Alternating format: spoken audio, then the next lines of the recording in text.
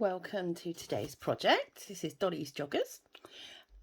This is a foray into using a stretch stitch and making elastic casings, and also going to be a nice neat little tip to do your numbers on the front. Now you've got a whole number sheet here, so pick two numbers that mean something to you and cut them out in the turquoise felt. Now I haven't said to cut them out in the white felt because this is by far the easiest method to make sure that everything stays nice and on point. If you just pop your felt letter in the turquoise or the aqua onto your white and pin it on, what I'm going to suggest you do is sew around the outside of the number one, and then with a small pair of scissors come back and, oh, you might have a pair of scissors in your kit, come round, and then we're going to trim a border. So let's go under the machine. I've had to move my tripod today, so we'll see if it holds. Again, as usual, I am using a rubbish colour thread for this job. If you're very, very confident, you could use white and it would show up beautifully. So we're literally just minute touch in off the side, and this will test your ability to pivot. So when you get to a corner, go one stitch past it, keep your needle down, lift your foot, swivel your work, put your foot back down again, and off you go. So we're going to go all the way around.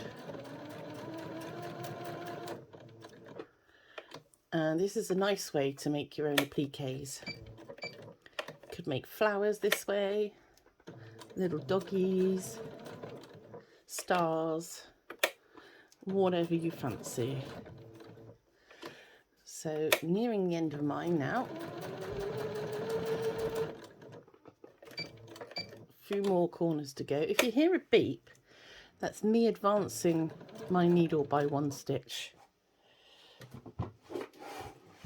just manually. You may have a up down button on your machine, or you may just use your flywheel to go around once more to get one more stitch on. And then we're just going to meet up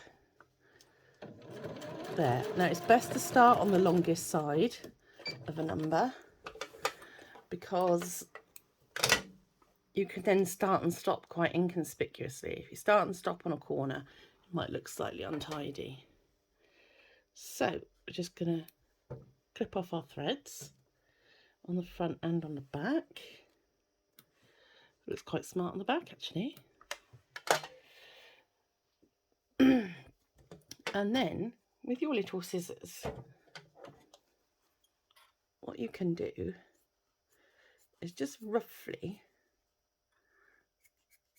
chop that one out so that we're not dealing with a load of extra felt, and use the other piece that we just cut off for your next number.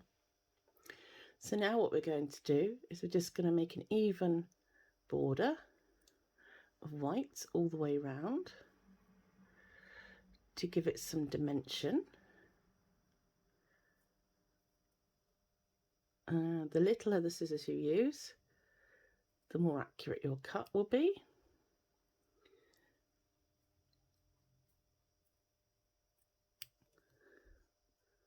So I've just got a little bit of fluff hanging there, which I don't want. So that's now been trimmed off.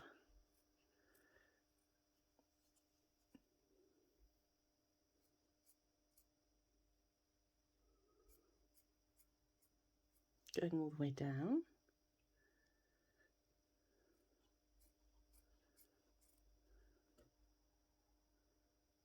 Into our last straight. Brilliant. Fantastic. So it's very neat. And then what we're going to do is we're going to find the front. We're going to nominate one of the backs and the fronts as a front. What's this? That's a hoodie sleeve. So we've got our hoodie front and back. So we'll just take one as our front. And then, so you're going to position your numbers. You'll have two. So imagine it's number 11, 1 and 1, just in the middle there. And all you're going to do now is sew in the white into the fuchsia jersey, so that you stitch your number on, making sure it's straight at the bottom. So you just want to sew on the white with a matching thread, with a white thread. Doing exactly the same as we were before. Just making a very, very tidy job of it.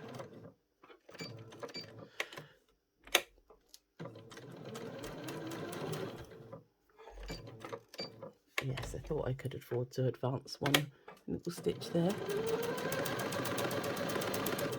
This is just a running stitch, just a straight stitch.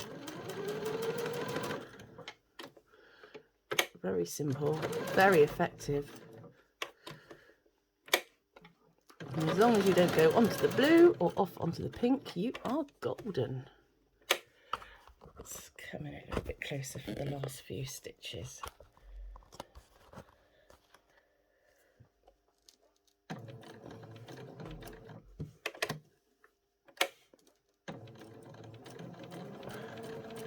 This is actually great practice for pedal control. Great practice for finishing with your needle down. It's just a really soothing sew. And so just to finish, pop a few stitches back and forth there. We can take our pin away. Of course, I've chosen number 1 because Dolly's my number 1.